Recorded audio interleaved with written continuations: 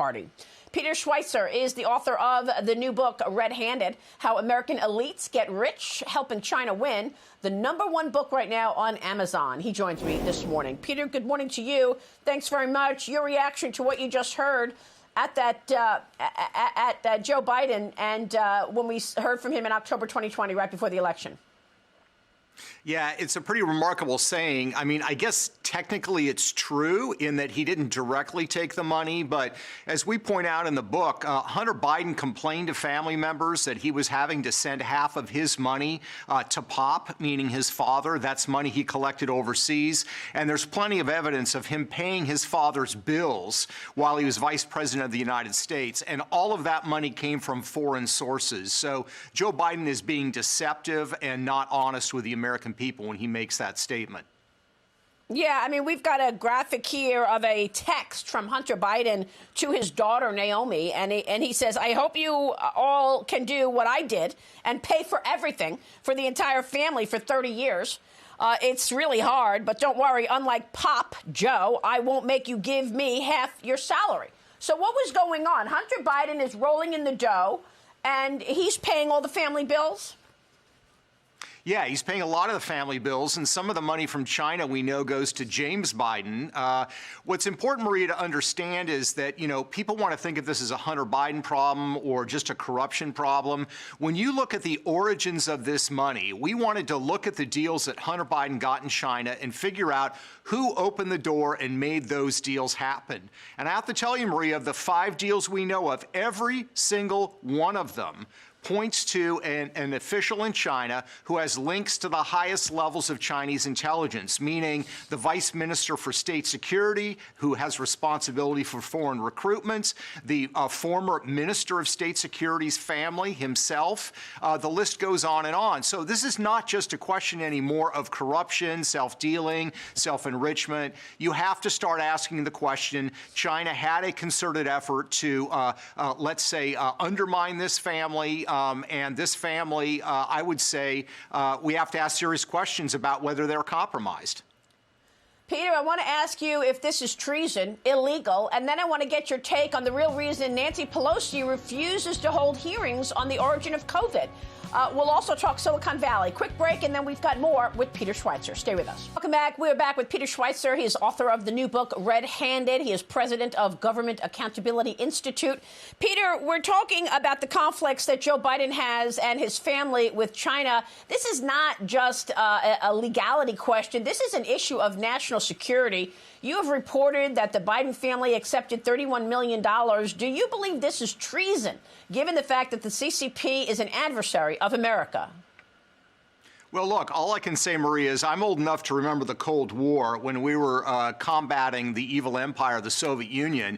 And it's unfathomable to me that we would have tolerated at that time an American first family or second family of the vice presidency doing business deals with Russian businessmen who are business partners with the highest levels of the KGB. I don't understand why it's different for China. China has the same goals as the Soviet Union. They want to supplant us. So people, I think, in Washington have to get serious about this. This is not a partisan issue. It's a national security issue. Yeah, for sure. And, of course, we've got the evidence right in front of us. This email that we've reported on now for a few years, Tony Bobolinsky, a partner of Hunter Biden at the time, with emails back and forth to Chinese executives, officials, saying, here's how we're going to do the deal of the CEFC oil company, 20% for Hunter. They go down the list of all of the partners. And then at the end, it says 10% held by H, meaning Hunter, for the big guy. So the big guy apparently is Joe Biden. Where is this going? I mean, you know, social media has censored all of this. They have. And as I point out in the book, the big tech companies, all of them, Microsoft, Google, also have their, I would argue, compromised relationships with China. So it's a big problem, Maria. American elites from Wall Street to Silicon Valley, a lot of them in Washington, D.C., Republicans and Democrats, we name names. They all have commercial ties with China. And look, China's not looking for them to be robots on every issue. As I point out, the China's strategy going back to the Mao era. When they forge these relationships, what they're looking for is, loosely translated to English, big help with a little bad mouth. So as long as you're helping them on the big things, they don't care if you occasionally ding them for the Uyghurs or you complain about human rights violations. If you're doing the core stuff that's important to them, they will be happy and the money will keep flowing, and that's the inherent problem that we face today. Well, it's extraordinary to me that Nancy Pelosi has not had one hearing on the origins of COVID. Why not? Is it because she's conflicted as well? You report about Nancy and Paul Pelosi in the book.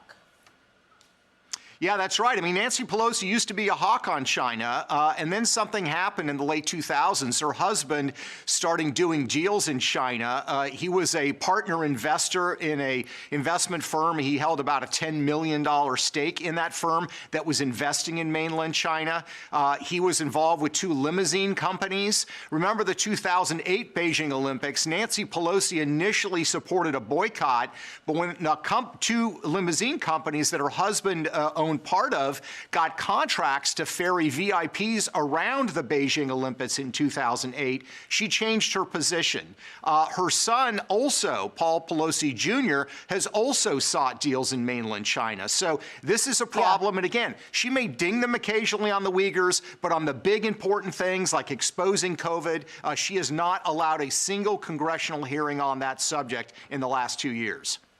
I mean, that is incredible. Almost 1 million people are dead because of COVID. We know all the circumstantial evidence. There's a lab leak in the Wuhan Institute of Virology, and not one hearing on the origin. She won't bring it to the floor. You also report about Dianne Feinstein. She was the chairman of the Intel committee in the Senate while her husband invested in a Chinese computer company that sold computers to the U.S. military.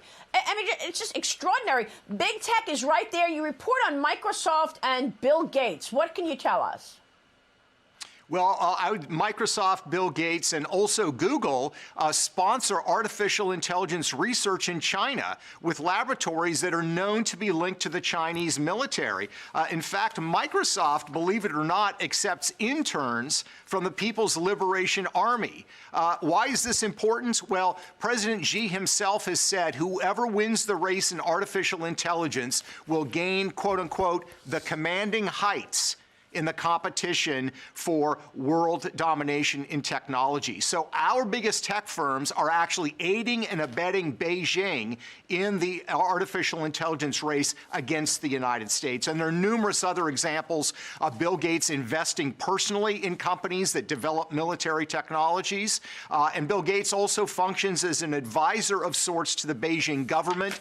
He joined something called the Chinese Academy of Engineering, which is not like it sounds. It's a Communist Party controlled organization, and its job is to advise the Chinese government on achieving technological advancement and superiority. So it's an enormous problem. All the big firms are involved. Yeah, and let me just point out that under the Trump administration, Google pulled working with the U.S. government and allowing the U.S. government to use its AI because the employees balked. They didn't want to work with Donald Trump. I mean, the story and how this has played out is just extraordinary. They obviously do not think there's a difference if the Chinese empire is the #1 superpower on how their children will be raised. Peter, thanks for unleashing all of this. The expose is a must-read. Peter Schweitzer joining us this morning.